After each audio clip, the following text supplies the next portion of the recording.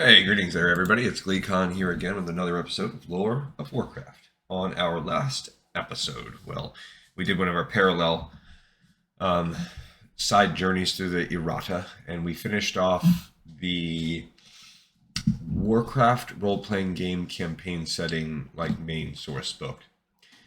We are going to continue looking at the other books in that little kind of side project from the guys at Blizzard.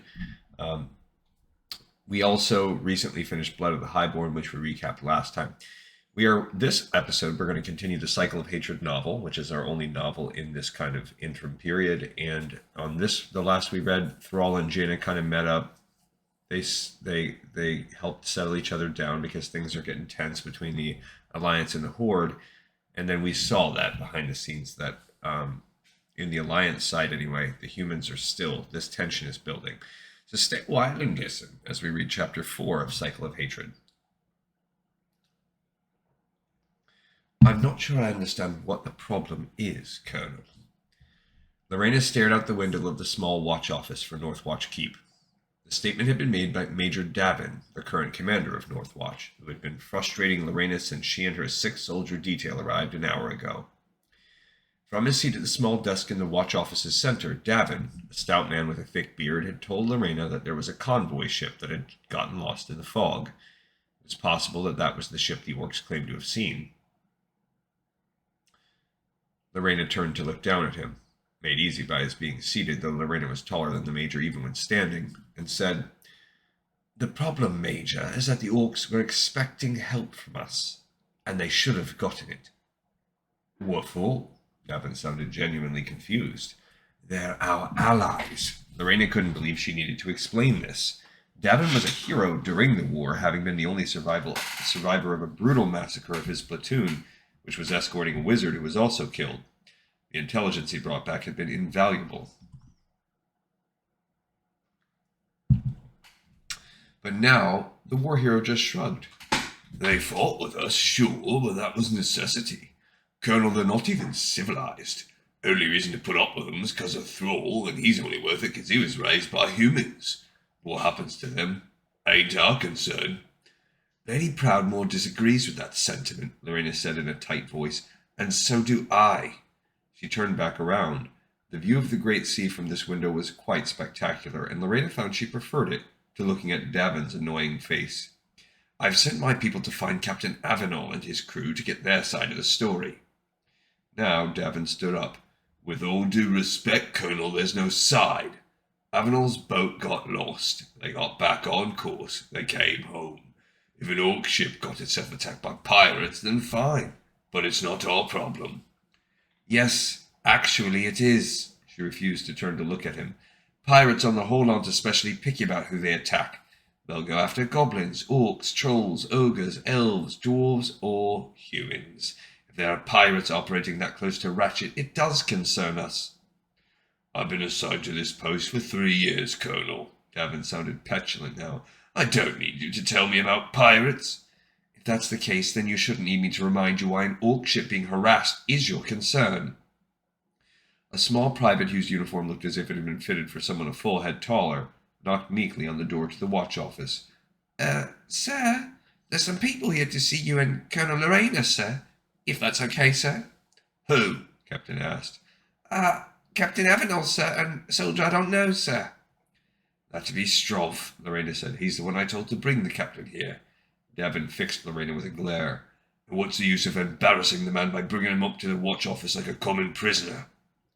Lorena started mentally composing the letter to Lady Proudmoore and General Norris, recommending that Davin be reassigned to kitchen detail. "First of all, Major, I would think you'd prefer that I talk to your captain in your presence.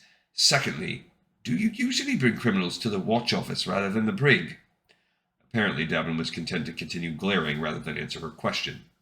So Lorena turned to the young officer. "Send them both in, please, Private." Irritatingly, the private looked to Davin first. The Major nodded, and only then did the private go back out.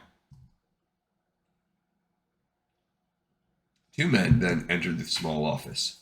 Strav was the most average person Lorena knew. Average height, weight, and build, brown hair, brown eyes, and small mustache. He looked like every other adult human male in the world, which was one of several reasons why he was such a good tracker. So nondescript was he that nobody noticed he was there. Following Strav was a man with the weathered look of an experienced sailor. His gait was awkward, as if he had walked expecting the deck to buckle under him, and his face bore the wrinkles and redness of long exposure to the sun. Captain Avenel, Davin said, moving back to his chair. This is Colonel Lorena. Lady Proudmoore sent her up from Theramore. Oh, that's the wrong voice, sorry. Captain Avenel, this is Colonel Lorena. Lady Proudmoore sent her up from Theramore to find out why a pirate ship attacked an orc ship. Avenel frowned. I think that'd be obvious, Colonel. Sparing a moment to give Davin a glare of her own, Lorena then regarded Avenel. The Major's stated reason for my being here is not quite accurate. I know why a pirate ship attacked an orc trader. What I don't know is why you didn't help him. Pointing at Strav, Avenel asked, Why this man and his people been harassing my crew? Private Strav and his comrades are following the lady's orders, Captain, as am I. We've got a patrol to make, ma'am. Anyway, he can wait. No, Captain, there isn't. Avenel looked at Davin. Davin shrugged as if to say that it was out of his hands.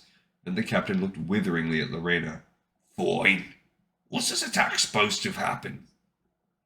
5 days ago, according to Major Davin, you were fogbound that morning. Yes, we were. Did you see any other ships that morning? Might have. Some ships that might have been a boat here and there, couldn't be sure. We were near a boat at one point, know that much. Rang their foghorn. Lorena nodded. That tracked with what the orcs told Lady Proudmoore. But we didn't see nothing solid. Couldn't see the nose in front of your face, and that's a fact. 50 years I've been sailing, Colonel, and I ain't never seen a fog like that. So Garrus himself could have taken a stroll on the deck and might not have seen it. It was all I could do to keep my own people from mutiny, truth be told. Last thing any of us would be concerned about is a bunch of greenskins. For several seconds Lorena stared at the captain, then she sighed. Very well, Captain, thank you. That will be all. Muttering, blessed waste of time, under his breath, Avenel departed. After the captain left, Strav said, Most of the crew say the same, ma'am. Of course they do, Davin said, because it's the truth. As be obvious to anyone who'd think about it for a second. Whirling on the Major, Lorena asked, Tell me, Major, why didn't you mention that Captain Avenel was near another boat, or that it rang its foghorn? I didn't think it was relevant. Lorena changed her mental letter so that Davin would be transferred to cesspool duty. It isn't your job to assess relevance, Major. It's your job, your duty, to follow the orders of your superiors. Davin let out a long breath. Look, Colonel, you were sent here to find out if Captain Avenel did anything wrong. He didn't.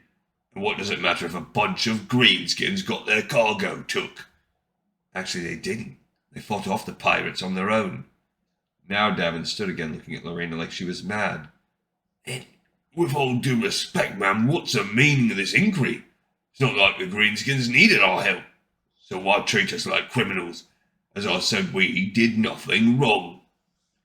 Lorena shook her head, not agreeing with that statement at all.